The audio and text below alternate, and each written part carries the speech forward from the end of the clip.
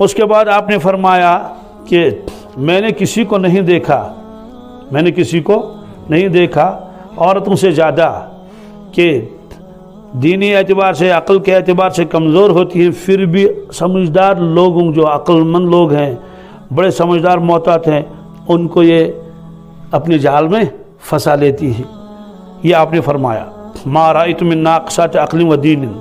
تو جب آپ نے یہ فرمایا کہ ناقصات عقل و دین، تو انہوں نے عرض کیا کہ حضرت ہمارے یہاں کیا کمی ہے دین کے اعتبار سے اور عقل کے اعتبار سے؟ آپ نے فرمایا کہ کیا قرآن پاک میں یہ نہیں ہے فاستشہدوا شہیدین من رجالکم فإن لم یکونا رجلین فرجل وامرأتان؟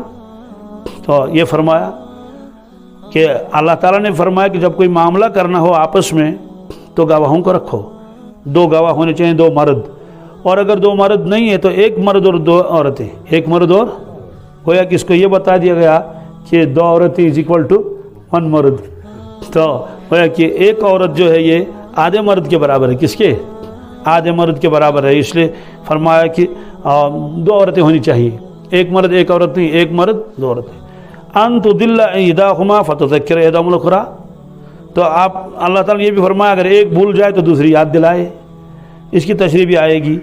انہوں نے کہا یہ ہے اللہ تعالیٰ نے خود فرمایا کہ مردوں کے مقابلے میں عقل میں ان کی کمی ہوتی ہے۔ دوسرا آپ نے فرمایا کہ کیا کچھ دن ایسے نہیں آتے ہیں جس میں عورت نماز نہیں پڑھ سکتی، روزہ نہیں رکھ سکتا؟ انہوں نے کہا بالکل، فرمایا اس سے دین کا نقصان ہے، اگرچہ فطری چیز ہے، ثواب میں کمی نہیں ہے، ثواب تو برابر ملے گا، برحال فطرت ہے۔ اب کوئی شخص کہے گا کیا دنیا بھر کی ساری عورتیں کم عقل ہیں اور جو ہے وہ ناقص ہیں؟ نہیں، یہ جنس کا مقابلہ جنس سے ہے، یہ بہت اہم مسئلہ ہے، ورنہ روایتوں پر اعتراض کرے گا آدمی اپنے کم علمی کی وجہ سے۔ جنس کا مقابلہ جنس سے ہے، افراد کا مقابلہ افراد سے نہیں۔ کیا افراد کا مقابلہ؟ مثلا لاکھوں مردوں سے بہتر ہے حضرت عائشہ صدیقہ رضی اللہ عنہ، ان سے زیادہ عقل مند۔ کیا یہ صحابہ کرام فتویٰ پوچھتے تھے حضرت عائشہ صدیقہ سے رضی اللہ تعالیٰ عنہ، سمجھ آگے نہیں؟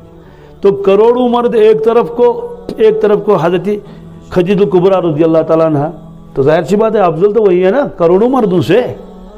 تو لاکھوں مرد کروڑوں مرد ایک طرف کو حضرت فاطمہ الزہرا رضی اللہ تعالیٰ عنہ، یا ایسے حضرت مریم ہیں، حضرت آسیہ ہیں، تو وہ ہے کہ افراد مراد نہیں ہے۔ کیا ایسا ہو سکتا ہے ایک خاتون ہے وہ ہزاروں مردوں سے زیادہ عقل رکھتی ہے اور علم رکھتی ہے، تقوی ہے، پرہیزگاری ہے، یہ ساری چیزیں ہیں، میں افراد کا مقابلہ افراد سے نہیں، جنس کا مقابلہ جنس سے ہے۔ اس کی میں مثال بتاتا ہوں، ڈیلیشس زیادہ قیمتی ہے مہاراجی سے، یا یوں کہ ڈیلیشس اچھا ہے مہاراجی سے، لیکن ہر سیب نہیں، اسی کے بہت سارے ڈیلیشس سیب ہوں گے وہ تو سکے والے ہوں گے، ان میں بیماری لگی ہوئی ہے، وہ بے رنگ ہیں، اس کے مقابلے ہم نے مہاراجی اٹھائے تو رنگدار بھی ہے، اور جو ہے وہ بالکل کوئی ایک دھاگ بھی اس میں نہیں ہے۔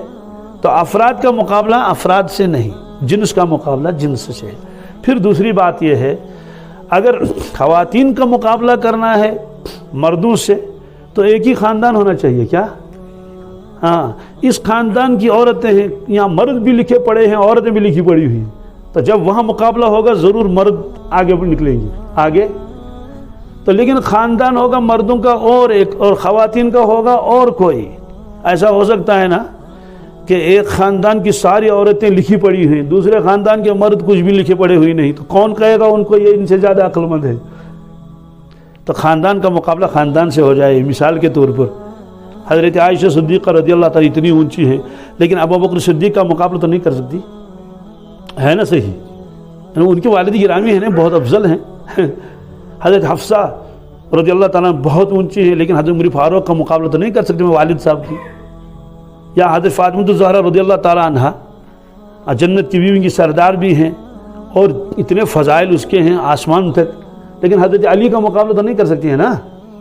تو معلوم ہوا کہ جب تقابل ہو، تقابل کے لیے ضروری ہے کہ وہ ایک خاندان ہو، کیا ہو، ایک زمانہ ہو، ایک ایسے۔ تو بہرحال خلاصہ یہ نکلا کہ ہزاروں خواتین ایسی ہیں جو مردوں سے آگے بڑھی ہوئی ہیں، سخاوت میں، بہادری میں، علم میں، تقوی میں، پرہیزگاری میں، لیکن چونکہ یہاں مقابلہ ہے جنس کا مقابلہ کس کے ساتھ؟ جنس کے ساتھ ہے۔ تو یہ جو ایک لفظ اس میں آیا کہ یہ سمجھدار عورت مردوں کو جو ہے وہ جال میں پھنسا لیتی ہیں، یہ بالکل صحیح ہے، یہ بالکل صحیح ہے۔ اس کی وجہ ہے کہ اللہ نے ان کو ایسی خوبیاں عطا کی ہے، مرد جلدی جال میں پھنس جاتا ہے، مرد جلدی جال میں پھنس جاتا ہے، اپنی پرانی بیوی اور بچوں کو بھی چھوڑ دیتا ہے اور گھر بھی چھوڑ دیتا ہے اور بھاگ گیا اور کہیں کسی سے۔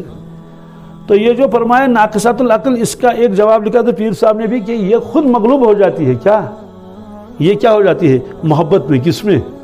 تو فیصلہ ہی نہیں کر پاتی مجھے ایسا کرنا چاہیے یا نہیں کرنا چاہیے۔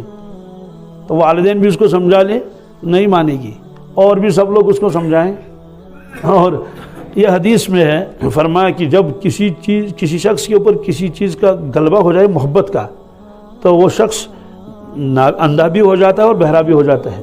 حب کا شیء یومی و یسم، حب کا شیء یومی و یسم، اس کا مطلب ہے انسان کسی چیز کی محبت جب آپ کے اوپر غالب آ جائے تو یہ انسان بہرا بھی ہو جاتا ہے اور اندھا بھی ہو جاتا ہے۔ تو یہ عورتیں یہ مغلوب ہو جاتی ہیں، جب مغلوب ہو جاتی ہیں تو غلط فیصلہ کرتی ہیں۔ کیا کرتی ہیں؟ تو اس اعتبار سے بھی ان کو فرمایا یہ ناقصات کیا ہیں؟ عقل ہیں۔ بہرحال جنس کا مقابلہ جنس کے ساتھ تھا، اور کچھ چیزیں ایسی ہیں جو فطری طور پر ان کے اندر ہیں، اس کی وجہ سے ان کے ثواب میں کوئی کمی نہیں ہوگی، ثواب ان کو برابر ملتا رہے گا۔